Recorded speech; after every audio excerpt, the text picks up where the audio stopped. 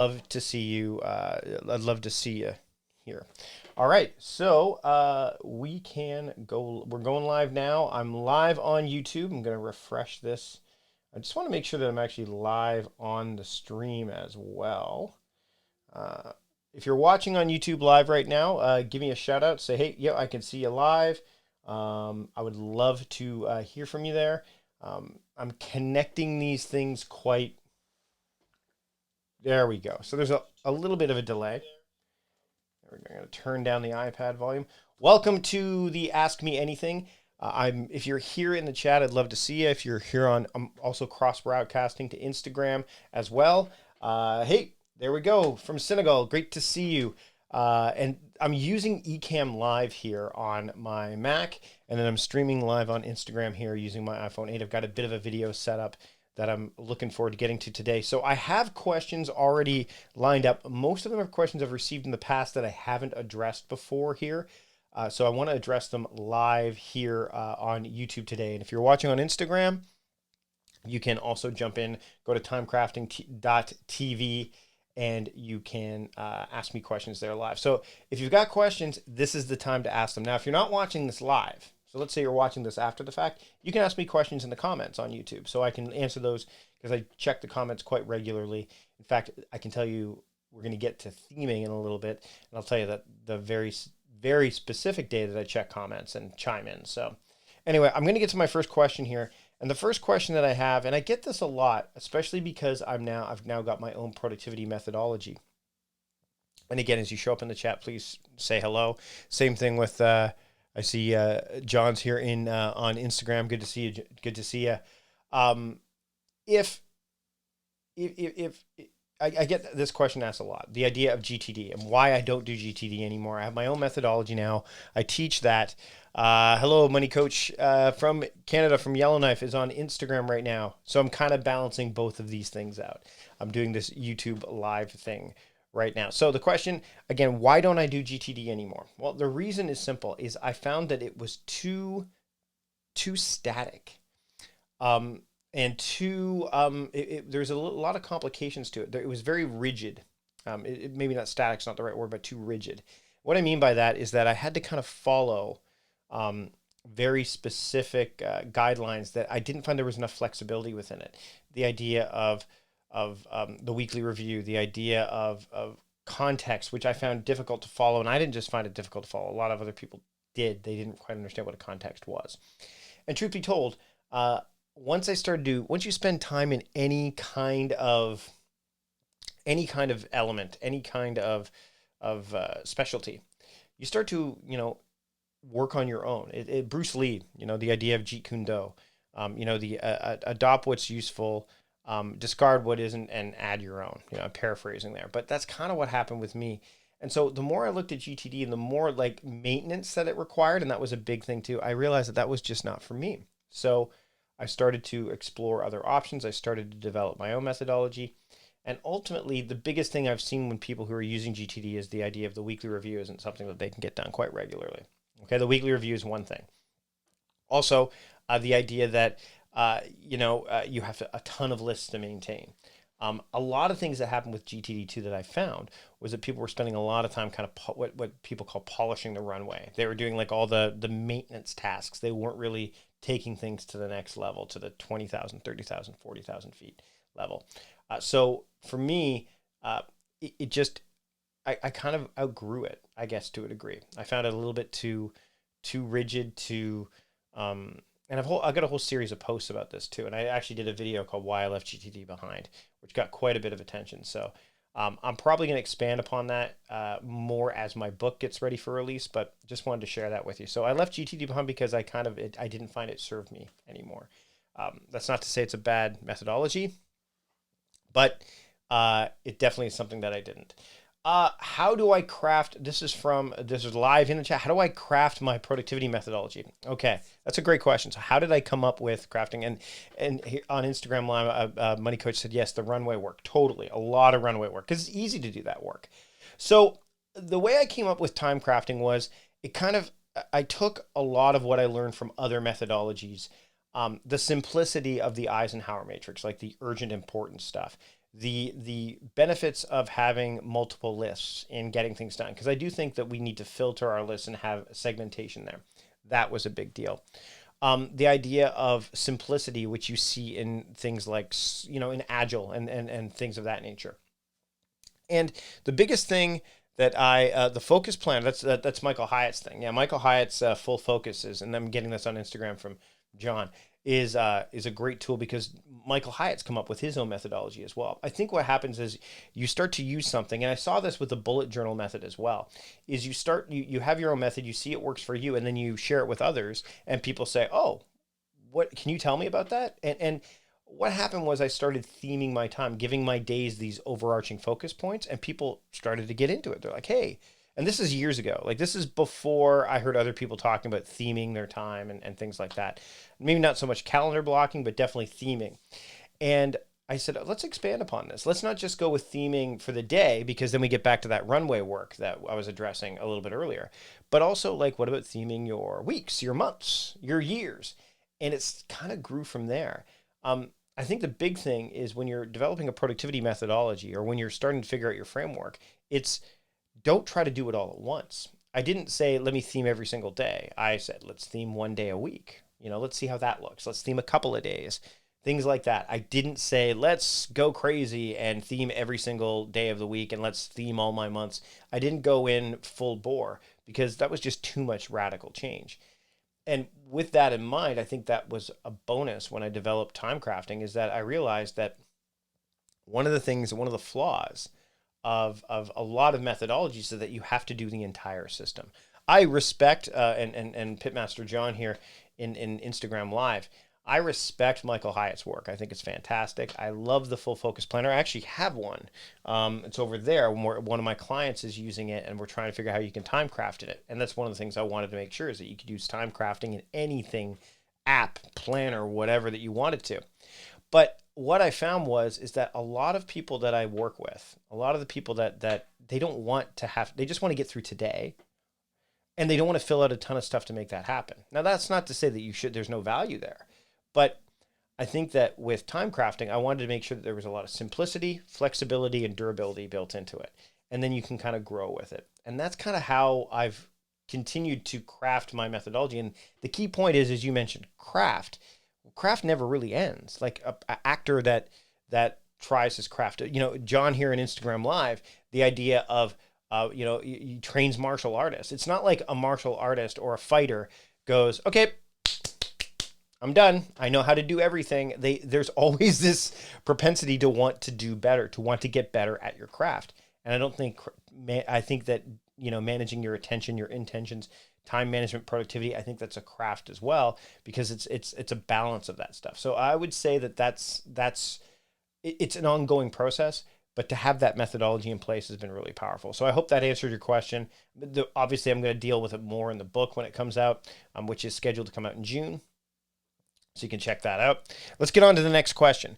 If you have any questions in the chat here on YouTube Live, that's where I'm looking first. If you have anything inside of your those who are watching on Instagram Live right now, you can ask them on Instagram Live. Awesome. Great. Thanks. I'm glad I took care of that. Okay. I often get asked, and this question comes up, what's my favorite to-do list app? So what is my favorite to-do list app? I can also go with planners as well. John says he uses a plain old notebook, and I think that's great. I use empty Bear and Fig notebooks to do a lot of my planning as well.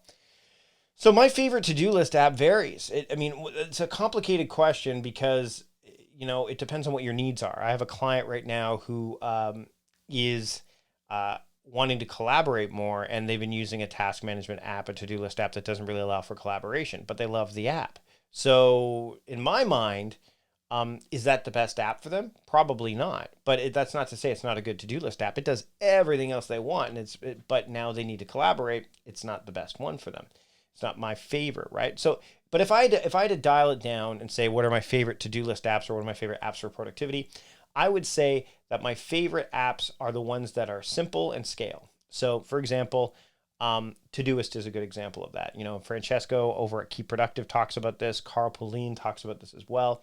The idea of Todoist, it's simple and it's scalable. When people start using Todoist, it's very clean. The interface is nice. People can use it.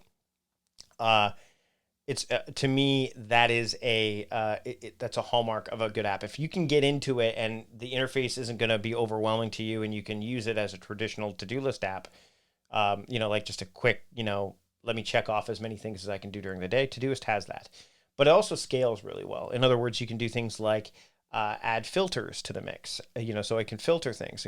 Nice to see some more people joining us on Instagram Live, and also here on YouTube Live as well. So things like geolocation. So in Todoist, you can actually say, I need to go and pick up craft beer from my favorite craft beer from the liquor store. And you just say, okay, pick up craft beer. Instead of putting a due date on it or a date that you're going to do it, you just put, hey, let me locate that liquor store, put it down as the locate, remind me when I'm near that location. And then if you're driving home, you're like, hey, don't forget to pick up that favorite craft beer of yours. You could do that. So instead of it being as part of a schedule, it's now you're in the right place at the right time. Maybe you should pick it up. Filters, again, really great. I use those with my daily themes. So I could, say, hey, let me look at all the tasks that I have said that are planning tasks. And I call that the Friday focus. So it's like, okay, what are my Friday tasks? And I can look at that in Todoist. So I think that, and yeah, Notion, we'll talk about Notion here in a minute. That's coming up. It's come up quite a bit. Hey, Dom is in the YouTube chat as well. Great. So I would say Todoist is a really good, one of my favorites because it's simple and it scales. I would say that Asana is one of my favorites. It's not super simple, like a lot of people can find it, but it does scale very well. I really like what I'm finding now is, since I've been doing this for over a decade now, is now when people ask me to test out apps, it's not like, hey, test out these apps. And by the way, there's lots of great channels that do this, and I don't do a lot of this. I will be doing more on the YouTube channel. People have been asking, like, can you showcase some tools for time crafting? So I'm going to do that. I just have to kind of figure out how that's going to work. So there's a tool I'm using right now called Time Hero, which I really love. And the reason I love it is because there's this meshing of the calendar and the to-do list together. So there's this ability to have task and time kind of mesh. And I like that. So I've been using that more. I've been using Amazing Marvin, which is another great app. It's simple and it scales as well. I would say that Time Hero probably isn't simple for anyone who hasn't used it initially. But if you've used a calendar and you start plugging things in, it scales really well. And if you start small, like you should with anything, it really does scale well. Another app that I would say, I don't call this a to-do list app though.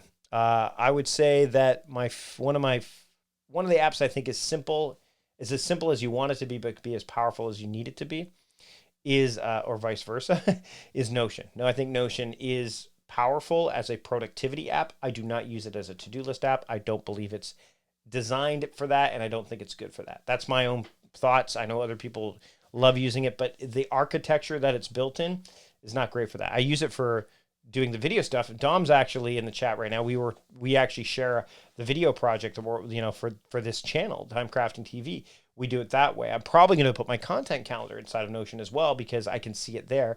My friend Angela Crocker, who has a program called the Content Planner, she's appearing at the Big Ready, which is the event I'm hosting in Vancouver on February 29th.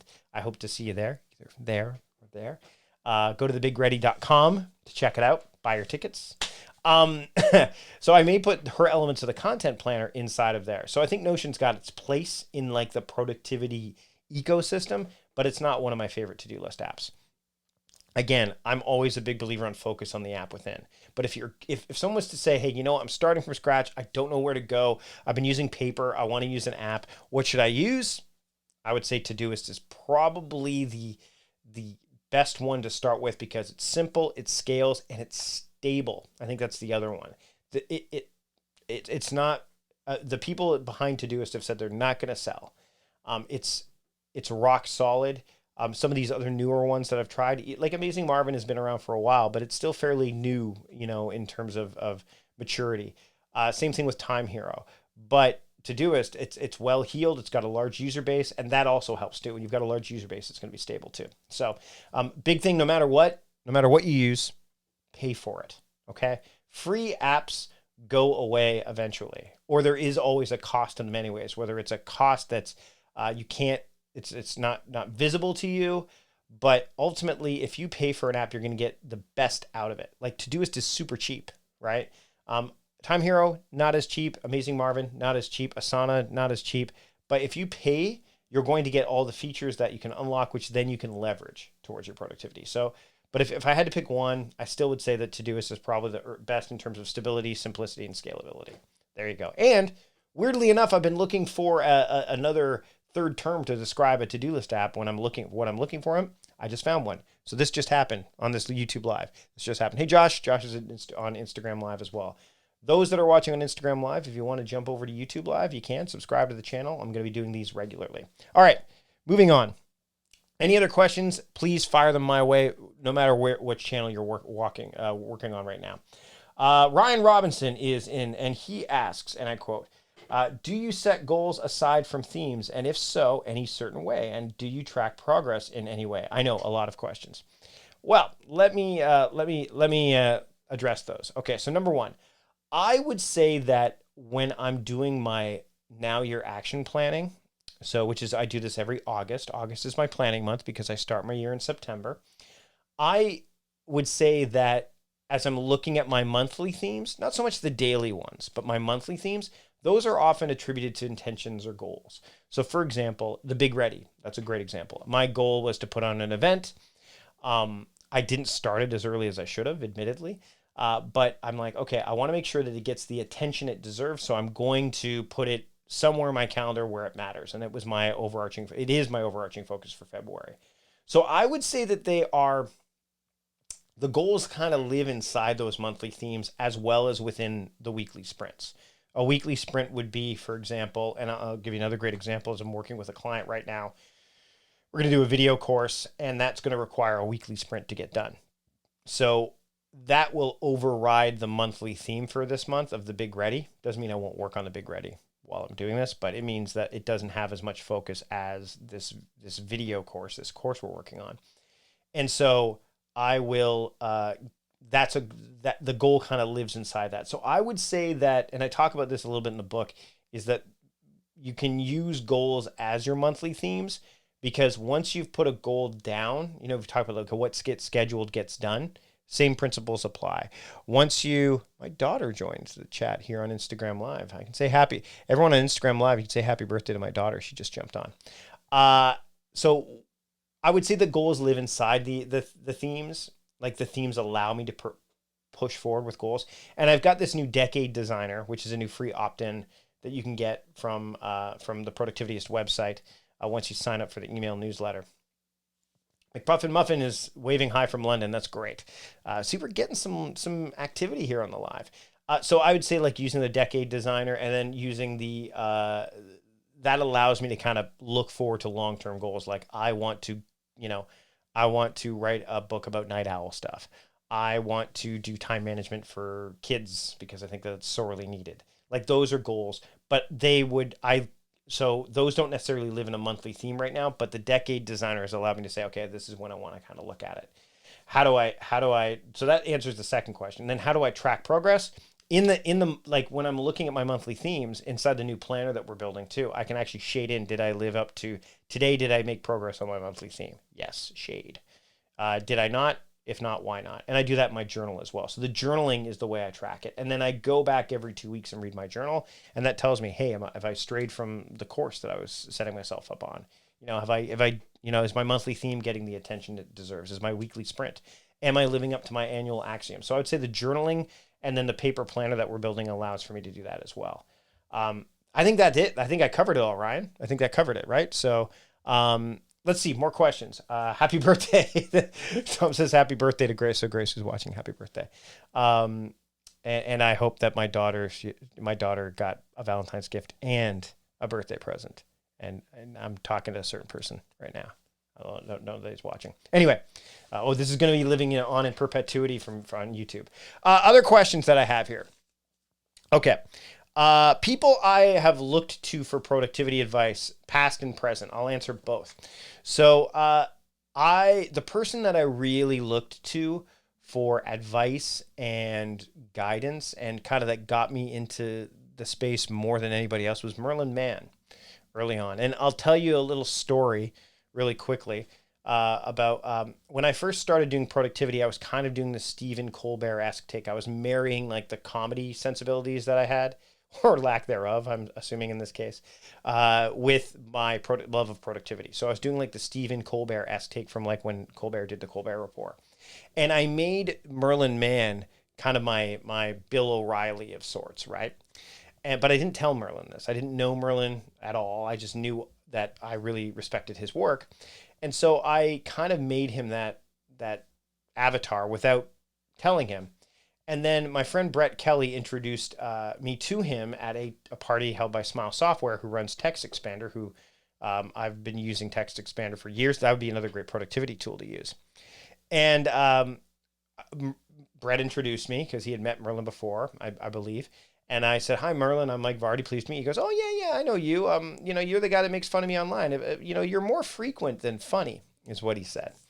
And I didn't know what to say. It's like the don't meet your hero situation. I mean, I put myself in that situation for sure. But it was kind of an interesting scenario. And this is over 10 years ago now. So I learned my lesson there. And then we had a chance to meet again, and we chatted at the OmniFocus setup a few years ago at Macworld, and we're cool. We bonded over kids, actually, so it's kind of interesting. So Merlin is still someone I don't really listen to the podcast that he's on anymore. Back to Work, just because I'm actually trying to pull myself away from listening to too much productivity advice and time management advice, just because I find it can color my work. And I don't know if any of you that are watching feel this way, but if you're trying to work on something creative and you have too much influences of things that are too similar, then it can kind of weed its way into your work. And that's sometimes good, but sometimes not so good, especially when you're like writing a book and you want original content. So I'd say Merlin's one. David Allen is definitely somebody I look to. Shane Parrish, I love his work over at Farnham Street. Ryan Holiday, I love his stuff with stoicism and things like that. Austin Kleon, I look to his stuff.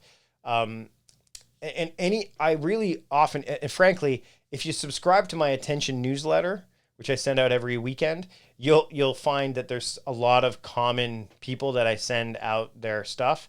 Those are people that I look to. And then both past and present. I'm spending a lot more time reading things that are not new, that are related to time as well, because I think that you can always find, things to talk about that are in other elements of the world and you can bring back to time. I mean, I wrote an email this week for my subscribers about my daughter Grace, being her birthday, and how when you watch your kids grow up, how true you see that time really flies by.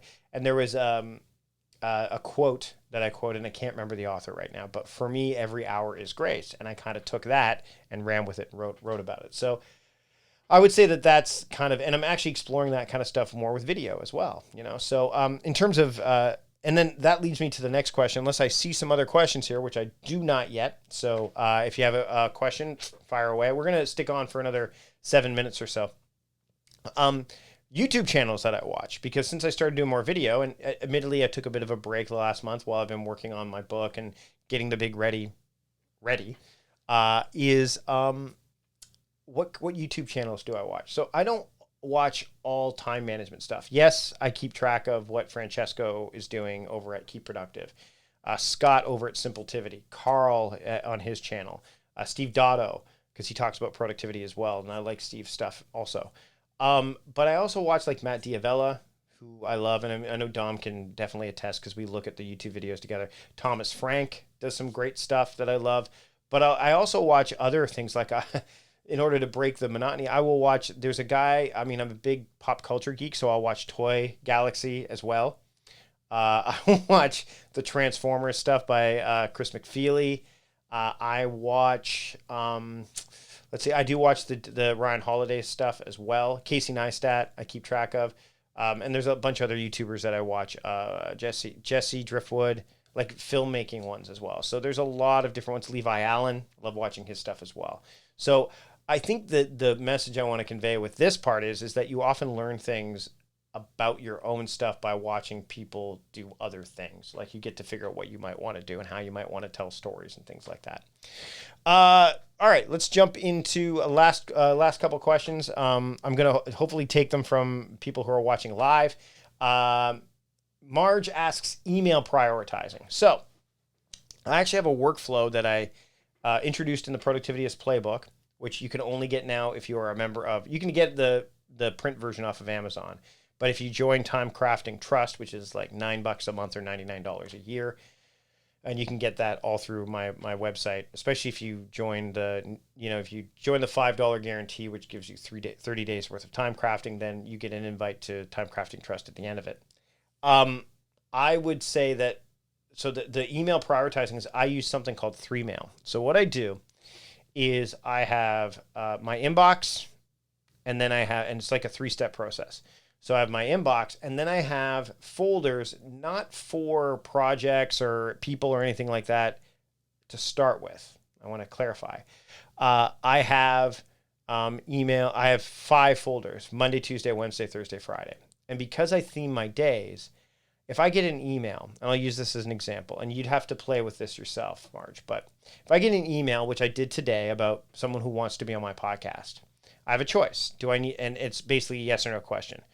Are you going to answer this today? Yes or no? And because I have my daily theme of Tuesday being the day I focus on podcast work, I now have the freedom to say no. Now, the person that emailed me, I've got so many podcast episodes backlogged. I don't need to answer that today.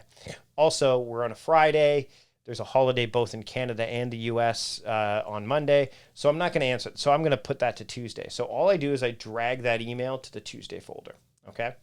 And I do this for every email. If I know, this is a video email that goes Wednesday, because Wednesday is my looking day. Monday is my leveling day, so I'll do most admin emails that day. But if I can answer it within the inbox, and I know, hey, no, I should answer this either now or later today, it just stays in the inbox. So I process the inbox first, moving things to the various folders. And then when I'm done processing the inbox, I will go to that day's folder. So today when I did my inbox check, and I think I've done it 3 times today already, I will go to the Friday folder and look at what's in Fridays. And I can see, hey, here are all the emails from before that I want to deal with. Because I don't, my emails, when they show up in my inbox, they're not newest to oldest, they're oldest to newest, right? And you can set that up in pretty much every email app out there. It's hidden a bit in Gmail, but it's there. And so then I just process the emails that are for today that I said I was going to do on Friday, until I get to the ones that are for that came in today. And then I go, okay, well, those are either for today or probably next Friday at this point. If they've been dragged to this folder, I know they're for next Friday, because anything I was going to deal with today stays in my inbox. And then I go back to my inbox and I process whatever's in there. So I process my inbox, then I go to that day's folder, deal with those emails, then I go back to my inbox and deal with the emails that are in there. And I do this about 3 to 4 times a day. And it's just a nice flow. And basically it's all a series of questions. Do I need to answer this today? Yes or no? If not today, then when? Okay. And then if today, now or later, right? And that's kind of the three questions, the 3 steps that I need to ask. So I know I have this on my blog somewhere. So if you look up 3Mail, you should be able to find that Productivityist, and I can help you out with that there as well. Okay. Yes. I've got on Instagram, Blooming in Winter, asking. I'm using the handle because that way it's just easier. Paula saying, you know what? I believe Paula. The problem with having too many folders is that you're trying to move things to home at so many different places. Our brains tend to work by modalities, not by projects. I mean, projects are a great way to organize things, but let's say you start with those folders, but then you realize you get a lot of emails from your boss and you want to filter those. Well, then you might say, I know I'm going to answer this today, but I want these to all go into this boss folder. So then I can respond to my boss, and you can kind of scale it from there as you need, but start with those days, or start with those times of days. You can even do that too. And you can kind of make it from there. That's the way I look at it. So I hope that was helpful. I hope that answered your question, Marge. I think that's it. That's it. I wanted to only take about a half hour in here. Thank you so much for taking the time. I may do this again. If you have any questions that I didn't get to while you're watching live, or if you're watching on Instagram, like some people are, I'm going to do these. I'm not going to do AMAs every Friday, but I will be doing YouTube Lives pretty much every Friday.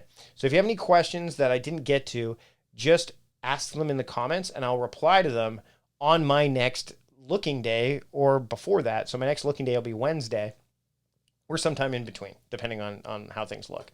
But I really want to thank you for taking the time to join me today. This was kind of fun. I'd like to do it again sometime. I will say happy birthday to my daughter, Grace. For those of you who celebrate Valentine's Day and have someone you want to celebrate with, have a happy Valentine's Day. And I'll be back next week. If you want to make sure you miss the next week's YouTube Live is going to be fantastic. It's going to be different because I'm a night owl, so it's going to be late in the evening. So if you're a night owl, then you might want to get a reminder to join me for the night owl productivity and how to leverage your late nights. That's the next YouTube Live I'm doing next Friday. And then after that, we're going to take a week off because I'll be doing the Big Ready in Vancouver. Again, if you're interested, go to thebigready.com. And then I've got another one lined up I'm going to be doing, I'll be posting the next ones up basically a week in advance. So that way you can see at least 1 week in advance. Thanks so much for taking the time to watch this today, ask all your questions. Really appreciate it. And I will see you later.